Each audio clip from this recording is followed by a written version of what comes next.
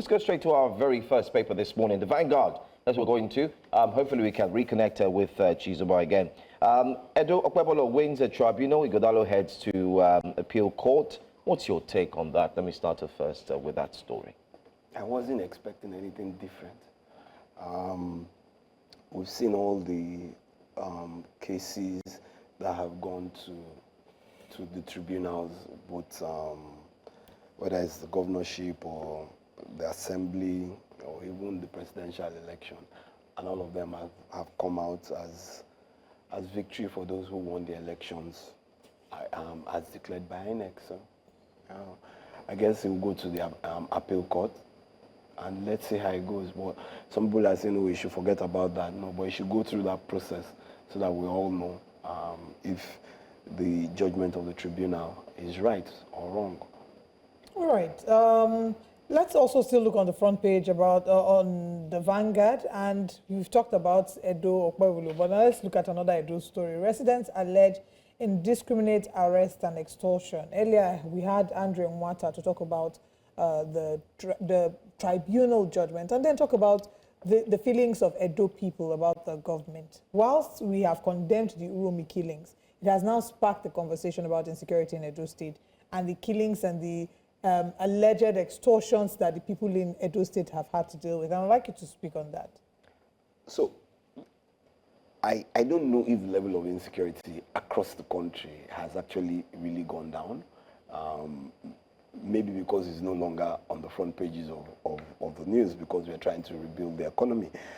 In trying to rebuild the economy and the economy becomes stable, then there should be less insecurity as more and more people try to get employment or some form of work so that they can earn a living.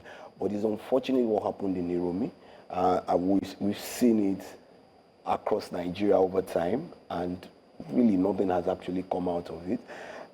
Security agents over the years have, after some time, we just don't hear anything about anything anymore.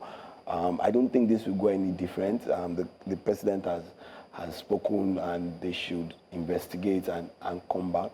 But the other thing about investigations is that investigations can be ongoing, arrests can be made. Once the issue has gone out of the major headlines, but the fact is, as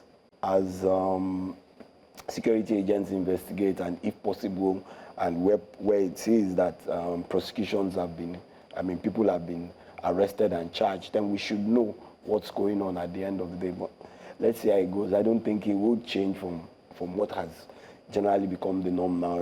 Headline news, and we're waiting for the next headline news tomorrow.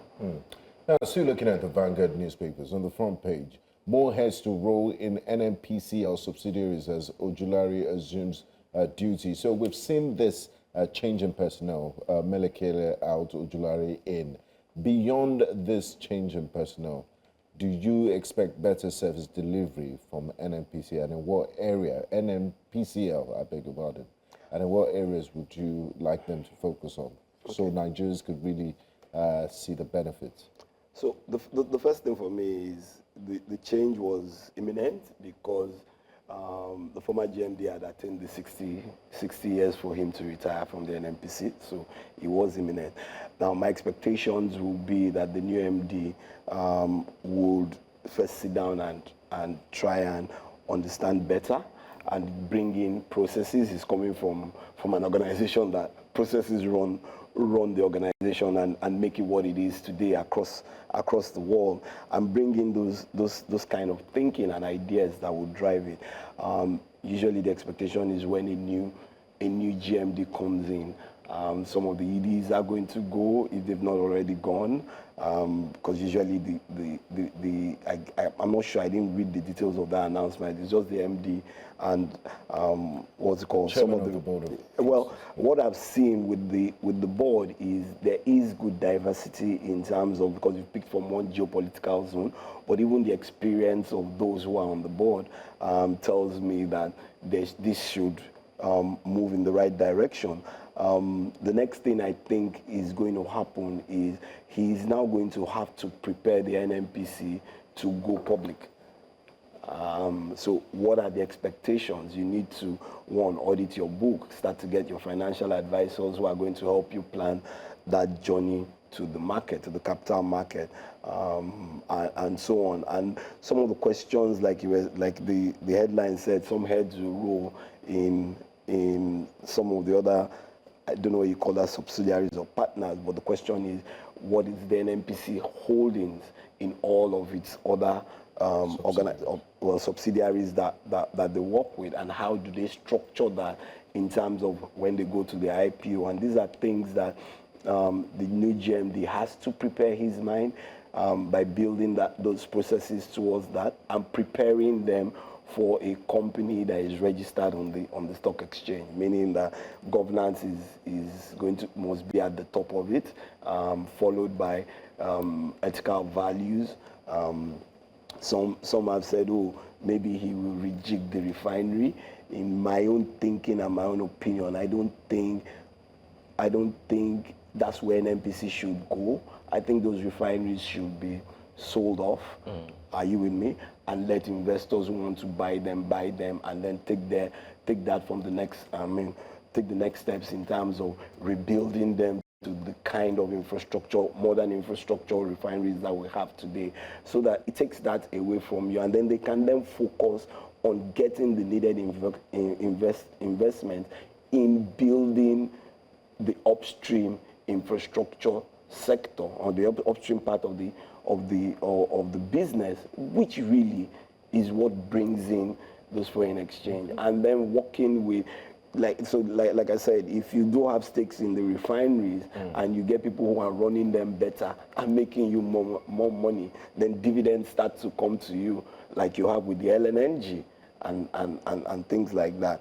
But in terms of them going public, I don't think the government will sell more than, if they are going to sell up to that, more than 60% of the shares and retain what's called. But they would, I think they would try in terms of that, towards ensuring that they have the NNPC ready to work on the upstream side to move that production from where you are currently of between 1.3, 1.5 to the target of 2 million, maybe more than that. I know Nigeria, if you do just rejig the infrastructure that you have today, could do as much as 2.4 million barrels a day. And then we need to be able to move to the likes of those we are looked at in the same, what's it called, the Irans, the Kuwaits, where they are doing 5-6 million barrels a day. In a day. All right. Let's take a look at the New Telegraph now very quickly. That's another paper we're going to look at. I want us to look at this. Fresh $500 million World Bank loan will escalate Nigeria's debt vulnerability. We've talked about Nigeria's debt profile, how it went from 74, so now we're about 147, and so on, and still counting. What's your take on this fresh loan? Even though Shetima advocates peaceful coexistence in terms of national unity, even though when many are still talking about what will happen to the World Bank loan. We also have a picture here, but let's focus on the World Bank loan. Let's focus on that. $500 million. Well, from what I hear, the total package of the loan is about 5.5 billion in totality, which I don't know how long it's going to be taking over what period. However, the other thing again is our oil production is going to be encumbered for this 5.5 billion from sources that I have, which are very reliable in terms of how much loan. So this is probably the first tranche of it. Before the end of the year, we expect to, because that's how we need to finance our budget. There are things we need to finance in the budget, and the budget deficit is about 13 trillion. So where are we going to get that money from? We can't raise it from taxes. We can't raise it from internally generated revenue. We're not hitting the 2 million barrels as projected. And it's with the 2 million barrels as projected that we're going to have a 13 trillion naira deficit in the budget. But we're not even hitting it. And this is the second quarter. We've done an average of 1.4 million barrels over the first quarter. So we have a shortage of 600 million barrels. So yeah, they need to take the loan to even have money to spend to even build. But it's the utilization, and that's what everybody is always talking about. All the loans that have been taken, we've doubled our loan portfolio, but have we really seen it in the economy? Some people will tell you that the economy is picking up, inflation has dropped. Well, that's a story for another day based on the rebasing. Some economists have told us that rebasing has, but in all, I expect more loans to be collected because I hear, are you with me? I'm from very reliable people too, that the total loan is 5.5 billion, and part of the things that you are going to use to secure it is additional crude that is going to be taken for those who are giving us this money. All right.